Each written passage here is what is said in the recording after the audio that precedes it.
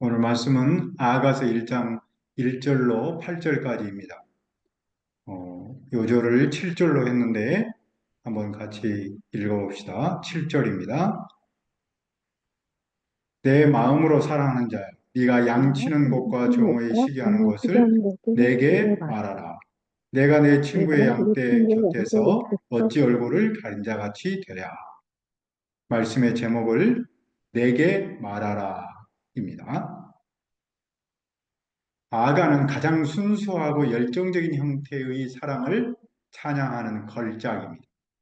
사랑은 인간의 내면에서 강력한 힘 중 하나로 시, 음악, 그리고 깊은 자기 희생의 행위에 영감을 주기도 합니다. 사랑은 하나님께서 우리에게 주신 귀한 선물입니다. 우리는 아가를 처음 만나는데 세 가지 중요한 교훈을 배우고자 합니다. 첫째로, 남녀와 부부 사이에서의 가장 아름다운 사랑입니다. 우리는 사랑의 홍수 시대에 살고 있습니다. 현대 사회는 사랑에 대해서 많은 이야기를 나누고 노래를 부릅니다. 그러나 홍수가 나면 물이 넘쳐도 마실 물이 부족한 것처럼 사랑에 관한 수많은 이야기 속에서도 사랑에 굶주린 사람이 많습니다. 이는 아름다운 사랑을 제대로 누리지 못하기 때문입니다. 이러한 시대의 아가는 흔들리지 않는 절대적 사랑, 아름다운 사랑의 기준을 가르쳐주고 있습니다. 둘째는 하나님과 우리 사이에서의 가장 아름다운 사랑입니다. 아가는 단순히 남녀 간의 사랑만을 이야기하지 않습니다. 이 책은 하나님과 우리 사이, 그리고 예수님과 교회 사이의 사랑을 상징적으로 묘사합니다. 하나님과 우리의 관계를 남자와 여자의 관계에 비유할 수 있습니다. 여자가 남자를 사랑하듯 우리가 하나님을 사랑하면 그 사랑은 아름다운 열매를 맺습니다. 셋째는 하나님의 사랑 안에서 정체성 찾기입니다. 아가에 나오는 여인은 자기 외모와 배경에 대해 깊은 자의식이 있었습니다. 하지만 그녀는 남자의 사랑 안에서 자신의 존재감과 정체성을 발견했습니다. 이처럼 오늘날 우리도 예수님의 사랑 안에서 나의 정체성을 찾을 수 있습니다. 그리고 세상을 향해 그 사랑을 실천할 수 있습니다. 오늘 첫 시간 아가는 우리에게 무엇을 가르칩니까? 첫째, 사랑을 사모하는 마음. 1절로 4절. 1절은 이렇게 시작합니다. 솔로몬의 아가라.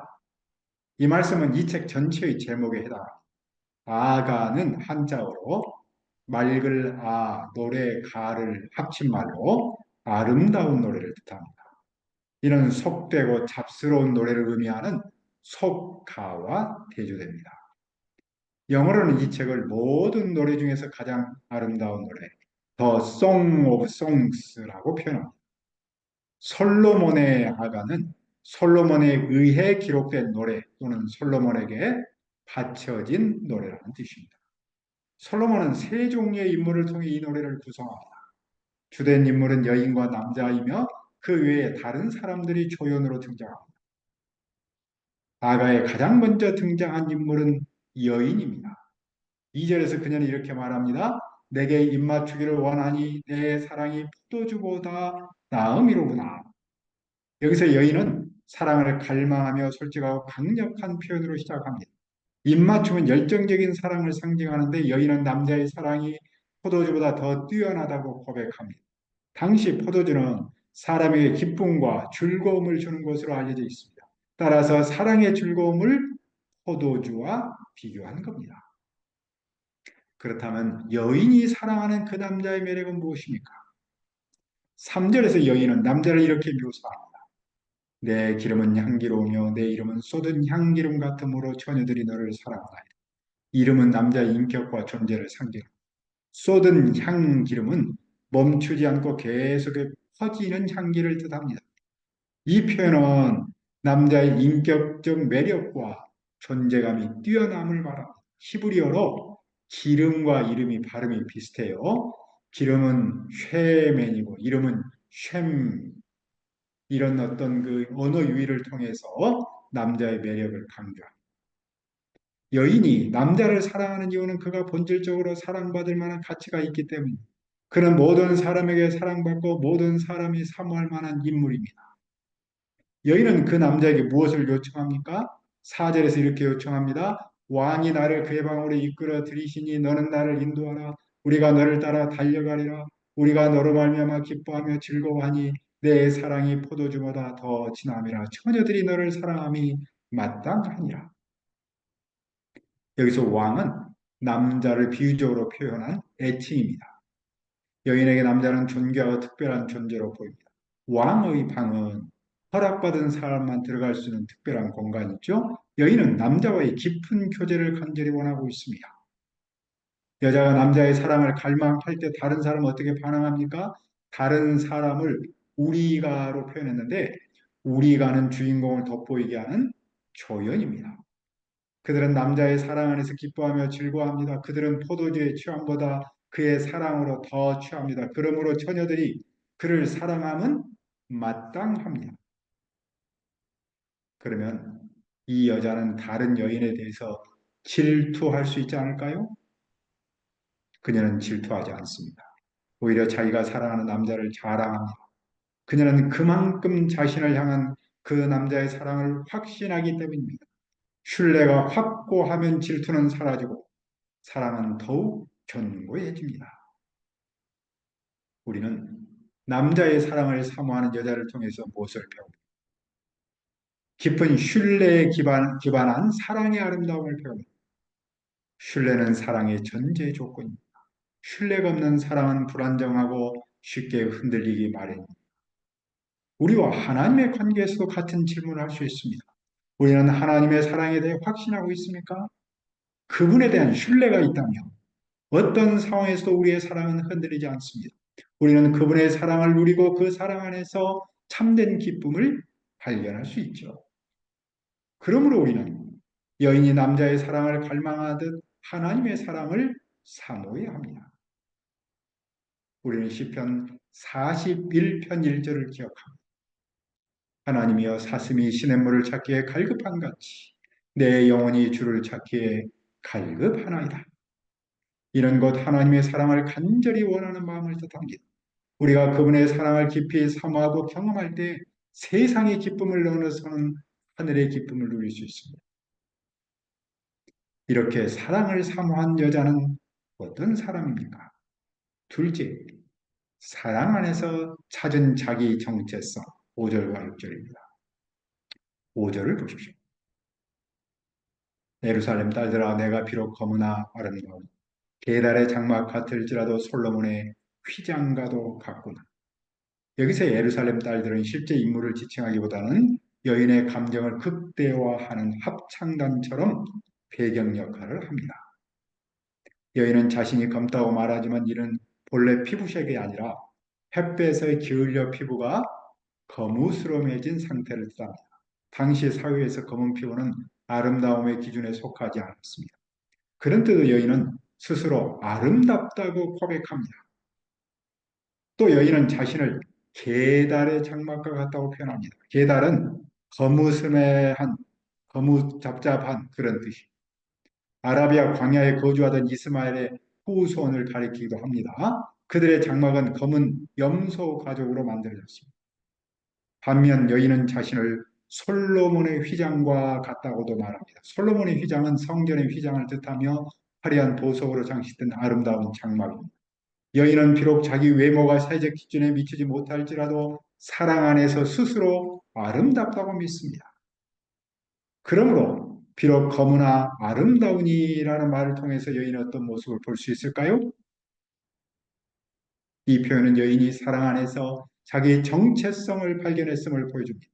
그녀는 외적 약점에도 불구하고 내적 아름다움과 자존감이 있었습니다.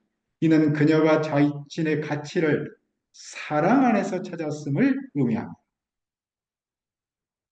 오늘날의 문화에서 자존감은 종종 외모나 성취로 결정되곤 하지요. 믿음을 가진 우리조차 사회적 기준에 흔들릴 때가 있습니다. 하지만 성경은 우리가 외적 조건을 넘어 하나님의 걸작품임을 상기시킵니다. 에베소서 2장 10절은 이렇게 선언하죠. 우리는 하나님의 작품이니 그리스도 예수 안에서 선한 일을 위하여 지으심을 받은 자니라. 우리는 죄로 인해 내면적으로나 외면적으로 부족했지만 예수를 믿음으로 새롭게 변화된 존재입니다.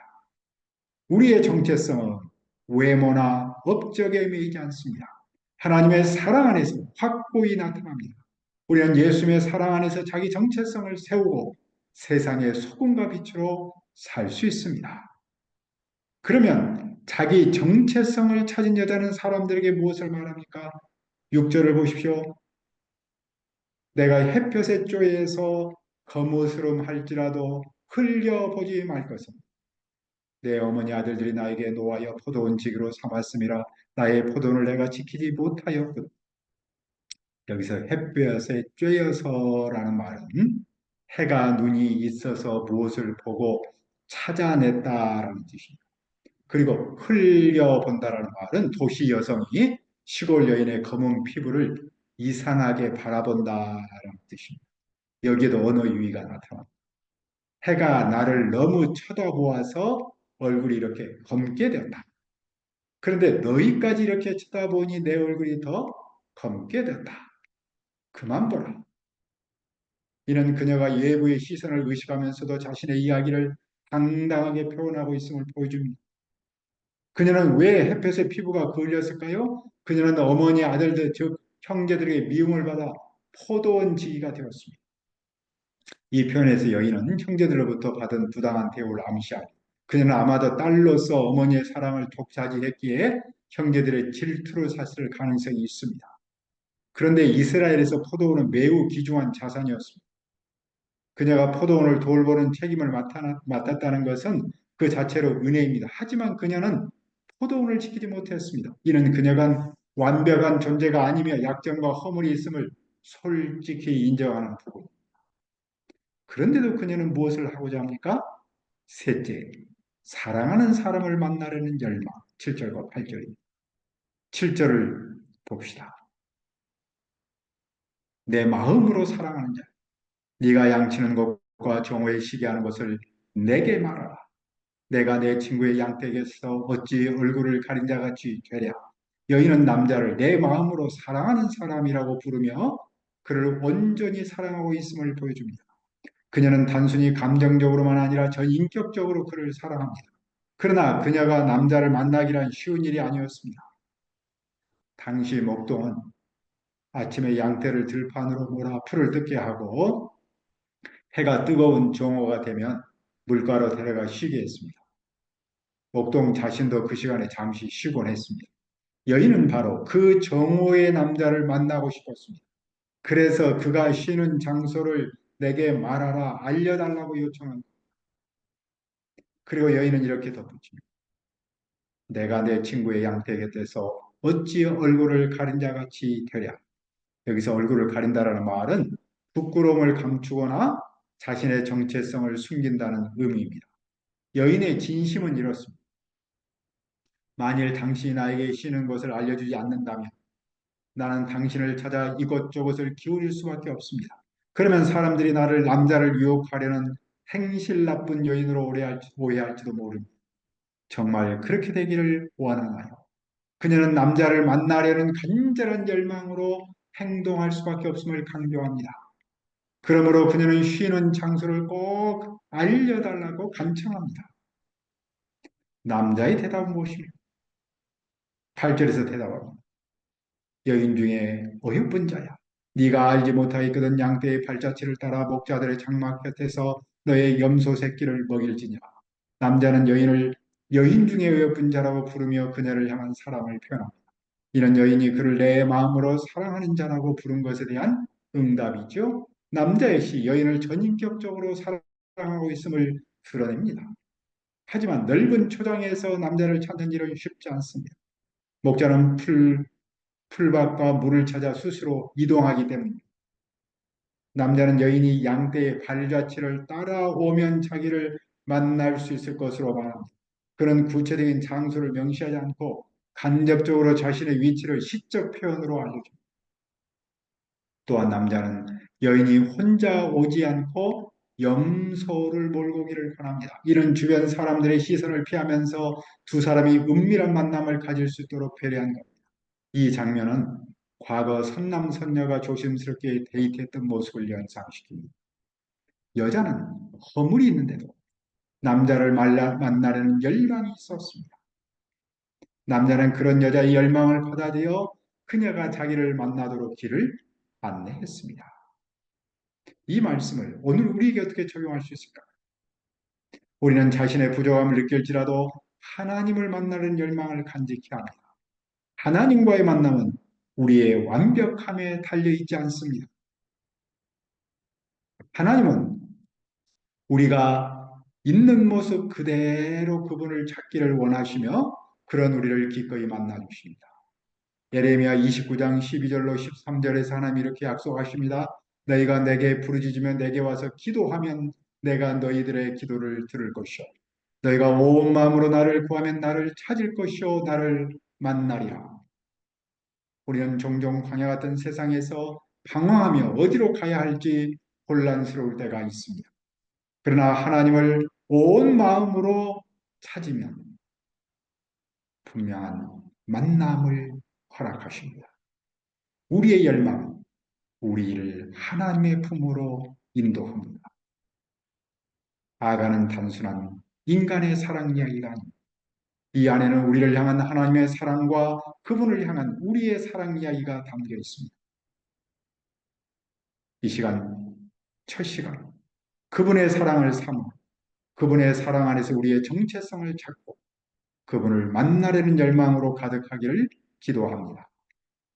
사랑의 하나님 아버지, 아가 말씀을 주신 것을 감사합니다. 우리가 아가 말씀을 통해서 하나님의 사랑을 사모하 하나님의 사랑 안에서 우리의 정체성을 찾고 또 하나님을 만나려는 열망으로 가득하도록 도와주옵소서. 감사하고 예수님의 이름으로 기도합니다.